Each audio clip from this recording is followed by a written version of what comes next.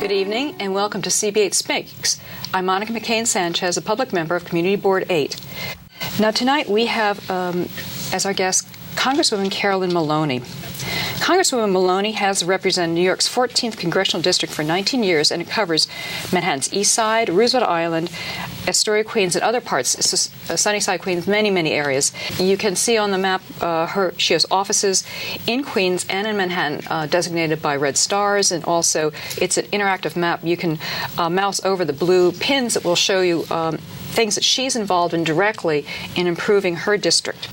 As an introduction, which is quite extensive because Congresswoman Maloney has been involved in so many things. She's a national leader with extensive experience in financial services, national security, the economy, and women's issues. She's a senior member of both the House Financial Services Committee and the House Oversight and Government Reform Committee, and immediate past chair of the Joint Economic Committee. Congresswoman Maloney co-founded the House 9/11 Commission and helped author and pass legislation to implement all of 9/11 Commission's recommendations for improving intelligence gathering. She's fought successfully for the passage of the James Dagroga 9/11 Health and Compensation Act, which assists those who suffer serious medical conditions as a result of the collapse of the World Trade Center. Congresswoman Maloney has been heavily involved in many women's issues, including fighting sex trafficking, and helping in the fight against breast cancer with provision of annual mammograms for women on Medicare. Congresswoman Maloney authored the Debbie Smith Act to process DNA kits, which has been called the most important anti-rape legislation in the history. In researching for this interview, I found a really great website that had a good quote. New York City has no stronger advocate for Congress than Maloney. She has doggedly fought for all federal assistance to help the city rebuild from 9/11, most recently helping secure the very first doses of federal money for the health care needs of those made sick by the toxic air at Ground Zero. She's also delivered significant federal funding for the 2nd Avenue subway and the East Side Access transportation projects, both of which run through her district. Congresswoman Maloney's career has been a series of firsts. She was the first woman to represent New York's 14th Congressional District, the first woman to represent New York City's 7th Council District, the first woman to chair of the Joint Economic Committee. A House and Senate panel examines and addresses the nation's most pressing economic issues. She was also the first woman to give birth while serving on the New York City Council. What an achievement. Well, Jessica Lappin is getting lots of headlines for that, but you were first, and Jessica Lappin's been on the show, too. Mm-hmm. And I have to add these. This is Time Magazine has called you tenacious, resilient legislator. Village Voice, you're a tiger in the house. On every dollar, do New York. Great. Mm-hmm. New York Times, New York's congressional delegation stands out for their moxie, kind of the way New Yorkers themselves often do. Among the brashest members is Representative Carolyn B. Maloney, a Democrat of Manhattan, and thank goodness she is representing Community District 8. Thank you. Thank you for being here. Well, Monica, I'm delighted to be here. Well, I wanted to we do a little bit of a different interview with you. You covered national issues, local issues, and you also wrote a fantastic book. Thank you. Which I read in preparation for this. And in that book, you had a very, really impressive series of anecdotes and recommendations and just memories of things that you've accomplished and are trying to achieve. But one section that really struck me was you told the story about right after 9/11. You were driving back to New York City on the New Jersey Turnpike, and the electric signs up ahead that usually say, go slow, ice ahead, they actually were saying, turn back, no entry to New York, emergency vehicles only, which is, it's quite a stunning moment in the book. And I wanted to ask, does it feel like, is it a metaphor for your career? Never turn back? Yeah. People telling you, turn back, no entry. Mm-hmm. Well, I've been told that a lot of times, and I just keep right on walking and keep right on working. But I'll never forget that day.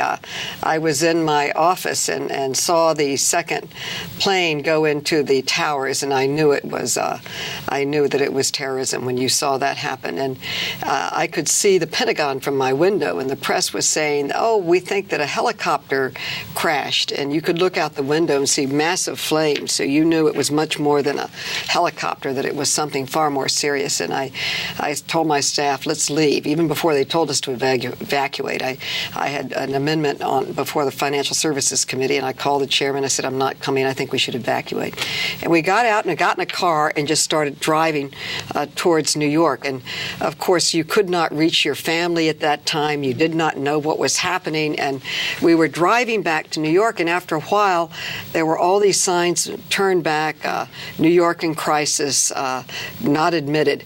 And I will tell you, Monica, the absolute truth that the only time that my congressional ID has ever been of use was getting through those blockades to get back to New York. Wow. And I remember driving back, we didn't know if we could even get to the city because they were saying entrance is blocked. And we just kept driving, and there was one entrance that was the Verrazano Bridge.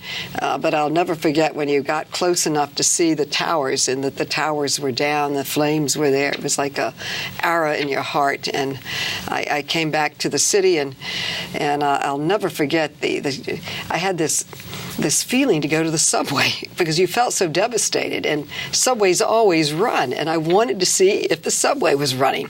And I remember going to the subway, and the subway was running, and it was very reassuring to me, the good old IRT. And it was a time when no one was on the streets, but those that were on the streets would just come up and hug you, and it was a time of great emotion.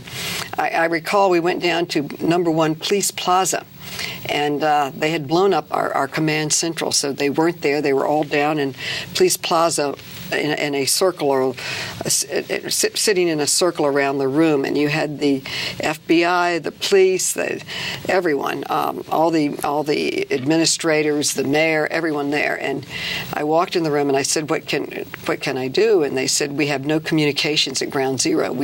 None of our phones are working. Can you get something? We can't communicate to people on the pile." And so I said, "Who in the world do I call?" I said, "The military. They'll have phones that worked." And I remember I called Congressman Young from Florida, who was the chairman of the Defense Committee, and said, "We need phones in New York. We can't communicate on the piles." And he got the military, and they shipped them down the next day. So that made me feel good that you played a role in getting some help down to the men and women.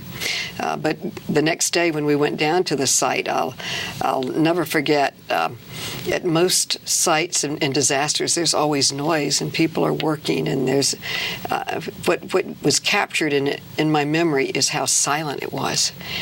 People were working like being on a religious mission. It was very, very quiet, and every now and then they would blow a whistle that meant they thought they found someone. And I'm telling you, Monica, you could hear a pin drop, and they'd bring the dogs out, and they would try to find the people. We had something called the Bucket Brigade, where citizens were literally helping remove debris, and they would blow the whistle. Everyone would get off the pile. And in that first day back, there was sort of a mist, a thick mist that went up to my knees, almost higher, like you were walking through a snow. But in this, it was filthy air, debris, pulverized glass, and computers and whatever else, and a horrific smell. And it was anyone who thought that air was safe was absolutely wrong. And if you had a brain in your head, you could tell that it was very toxic and dangerous down at Ground Zero. And from that day, I started working to help the people, and I've never stopped. Yeah, that was, and help the city recover. We got a $20 billion commitment from former President Bush, and we worked hard to get that money out of Washington and into the ground and helping us rebuild. And it took me 7 years to pass a bill that I named after the first person who died on 9/11 after the attacks from 9/11 related causes, James Droga, the 9/11 Health and Compensation Act. And what this bill did was gave monitoring to everyone who was exposed to the deadly toxins, and health care to those who were sick, and opened up the Victims Fund for those who perished. We know that roughly 3,000 people died on 9/11, but thousands and thousands more lost their health and in some cases their life as a result of their work at Ground Zero. Earlier today I was with Janet Napolitano, now the Secretary of Homeland Security, and she was announcing a new early warning system that is more accurate and gives more information. And I was telling her how important this bill is, not only for New York, but for any area in America where there is an attack, where rescue workers go, whether it's a fire in the West or whatever, because it basically tells Americans, if you're there to help your fellow American, we're going to be there to help you. These men and women were our veterans of the war on terror. They should be treated with the same respect of every single veteran in America, with their health care and their support, and that's what this bill gives them. So I'm thrilled to have passed it. It was the last bill that passed in the last Congress. In fact, it came so close to the deadline that some members of Congress had already left, not thinking the Senate would act. They literally had to fly back in order to vote for the bill. Yeah, I was listening to it on the radio, and because everyone was very nervous whether it was going to make it through. And you talk about it in your book too. And another thing, actually, in your book you kind of alluded to is, facilitating communications. In your book, you mentioned that you grew up in North Carolina and Virginia. So that gives you a little bit of a different background than the usual, hardcore New York. Do you think that helps you in communicating with other people in Congress or branches of government? Well, Congress operates very much on a collaborative basis. You may have an enemy one day, and they may be the deciding vote on what you want to do the next. So personal relationships are very important, and building coalitions and building support and getting people to support your goals and initiatives and legislation are very important. So obviously I have a bond with members from North Carolina, South Carolina, and Virginia, the three states that I grew up in and where my relatives live and where I have a history. But like many people, there is no place in the world like New York City. And I came to visit after college, and I'll tell you the truth, I never left. I thought it was the most exciting place in the world, and this type of feeling has never abated. It's never, it is definitely, I think, the greatest city on earth. And one of the things that is so special about New York is, as a whole, the city does not care who you are, where you came from. They don't care anything about you except if you can do something to help other people. Can you make a contribution? Can you get work done? Can you move a project forward? And it's one of the things that makes New York so great, because they reward initiative, hard work, creativity. And creative people from across our country, across the world, really are drawn to this great city. And it's one of the reasons why we are the center of so much, a center of innovation, of communications, of finance, the finance capital of the world, the arts capital of the world, Broadway. No other city has Broadway like New York. What would we do without Broadway? It's such an important part, and so many things are really the center of the world here in New York because of the attraction, really, of the people who build these industries, build these ideas. We're the capital of publishing. We're the capital of so many areas because of the energy and drive and really acceptance that the city gives to anyone who comes here who wants to make a contribution to our city and country. It's a great place, isn't it? It is. So how did you get into public service? When you came to New York, you had a private sector job, but how did you get into politics? Well, I've always had a passion for public service. I've always enjoyed it. And if I had extra time, that's what I did. As a young wife, I founded my block association. I was part of the efforts to create historic districts, and always involved in community affairs, as you are with your work on Community Board 8. If I had spare time, that's what I did. But I was a woman of modest expectations from my time. My role models were teachers, librarians, and nurses, because I thought those were the only three fields open to women, based on the role models and people that you saw working in the areas that I lived in. And I decided I would be a teacher. I became a public school teacher. But to give you a perspective of the times, I remember reading a magazine article about Margaret Chase Smith, when I was a youngster, she was the only woman in the Senate, and she took the place of her husband when he passed. And they were interviewing her, and they asked her, "What would you do if you woke up in the White House tomorrow?" And her answer was, "I would apologize to the First Lady and leave." Now, if I ask you that question, or Hillary Clinton, or any youngster in America now, they would immediately say, well, my priority is education. I'd go to work on it, or I'd start working on helping innovation and supporting NASA. We need more science. You would have a very different answer than the answer that a United States Senator gave back in those days. And it shows the limitation of expectations and possibilities of women by the answer that a United States Senator gave to that question. Yeah. You had some very interesting influences in your early life, and one section of the book, which I really liked, is you mentioned your father spoke at your sister's high school graduation, and he spoke from, used a quote from Goethe, and I was wondering if you can read from your book that. We were looking at it before, and I hope we have time to. It starts there. I find it very inspirational. He gave this quote at her graduation, and I remembered it. It says, "Until one is committed, there is hesitancy, the chance to draw back. Concerning all acts of initiative and creation, there is one elementary truth, that ignorance of which kills countless ideas and splendid plans, that the moment one definitely commits oneself, then providence moves in too. All sorts of things occur to help one that would never otherwise have occurred.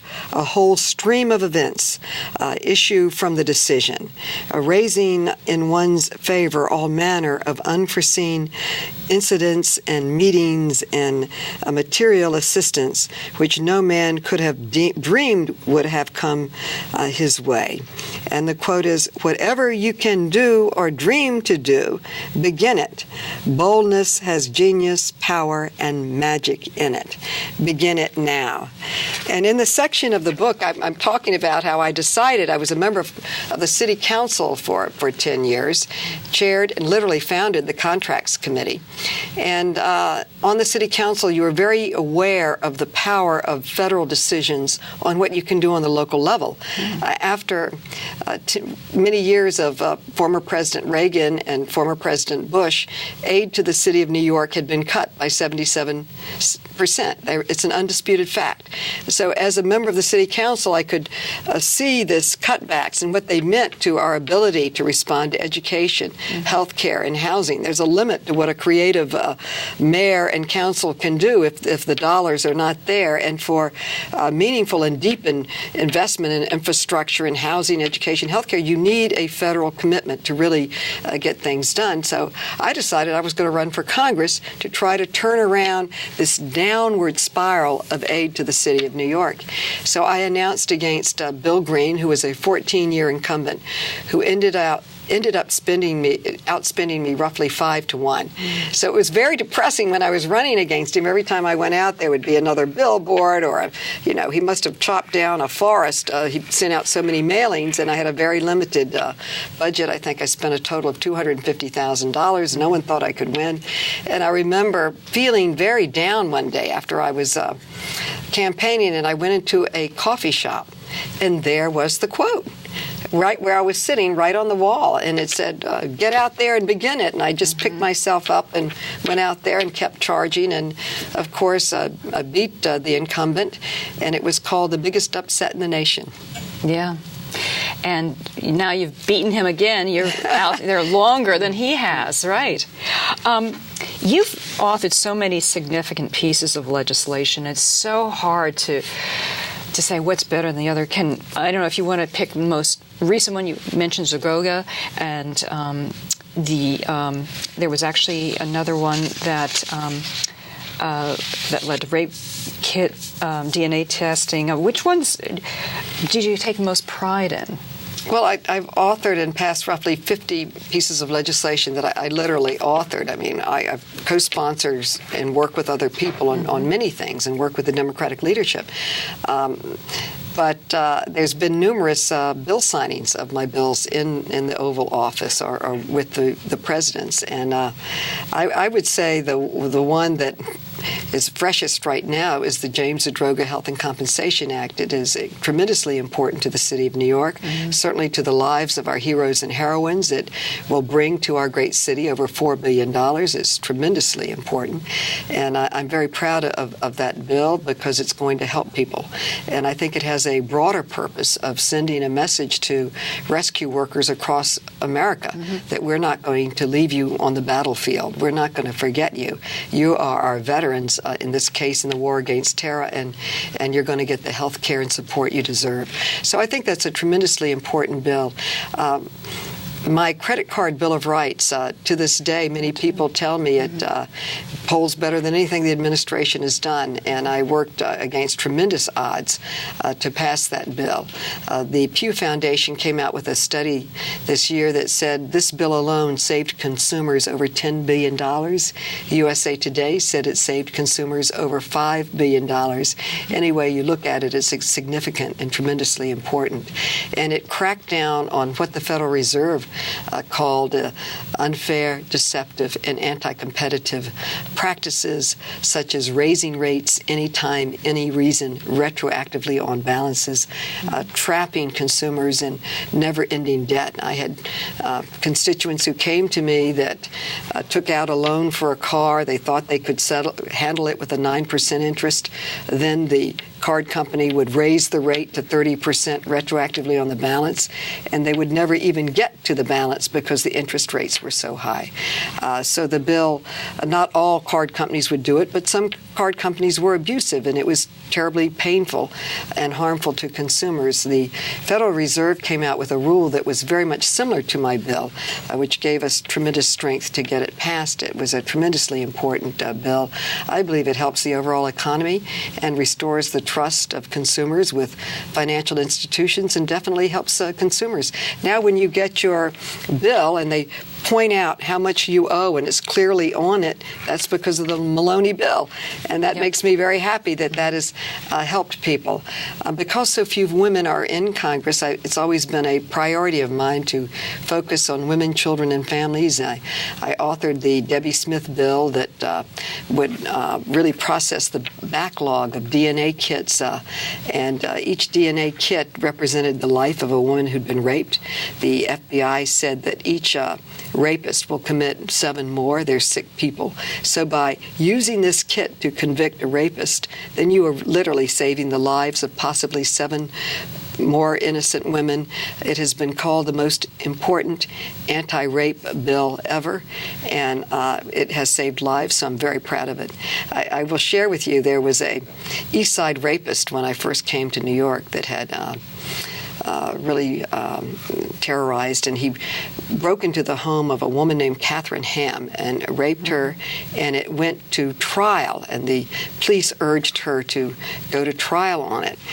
When it went to trial, they turned it on her that she was really killing her pimp, or crazy stuff. And you have that in the book.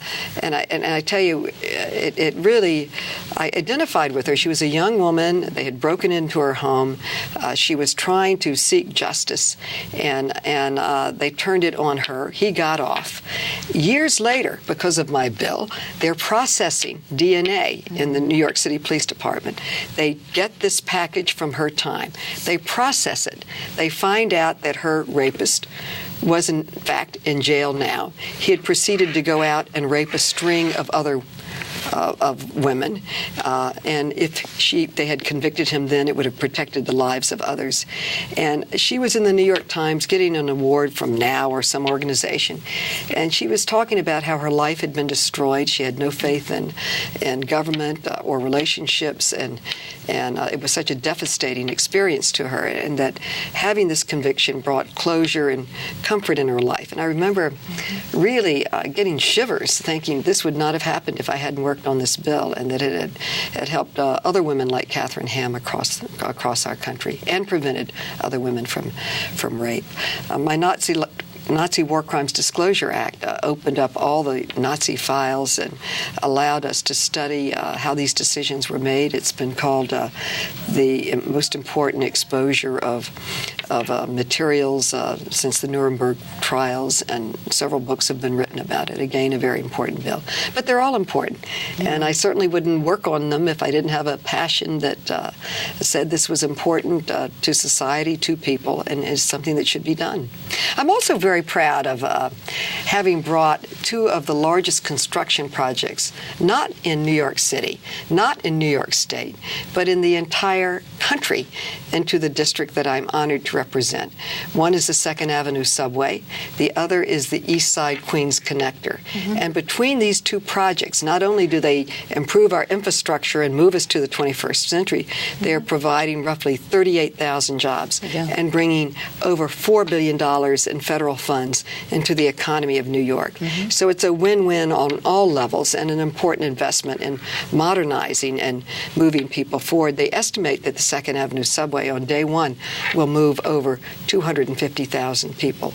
Oh, we have a picture of you last year in the launch box when public officials went down to inspect what was going on. So you're everywhere checking on what's going on. And we're getting a signal we're almost out of time. So your efforts are nationwide, but they touch everybody in our district too. And I wanted to really quickly mention that you've been contacting the Landmarks Preservation Committee, trying to get the Upper East Side Historic District extended. I've got copies of the letters. You've also been contacting Mayor Bloomberg about control of the rat situation in the Upper East Side. This is, I'd said I don't think we'd be able to cover everything, so we haven't even... Well, quality of life is important, and preserving our parks. I just got a study for the East Side Esplanade, on which I'm working with Councilmember Lappin to renovate and beautify that area. And we have such beautiful neighborhoods on the East Side. We have to preserve them.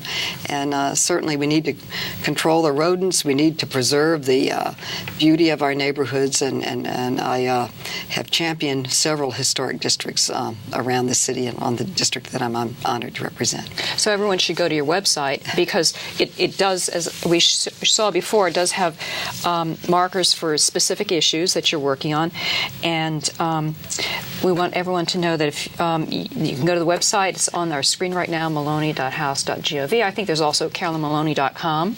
Also, just Google Carolyn Maloney. You get a lot of articles, a lot of well, sign up for my Twitter and for my Facebook and for my emails, and we'll be in contact on things we can do together. That's right. And I've started a website called and petition drive called Women Matter in response to the cutbacks and against Planned Parenthood and other rights that we thought we had that are attempted under this administration to be rolled back under the Republican majority in the House. Well, thank you again, and we really appreciate you being able to come and speak to the residents of Community District 8, and thank you for representing us in Congress and making our lives better. And thank you, Monica, for inviting me. I'm thrilled to be here. Thank you. Okay. Good night, everyone.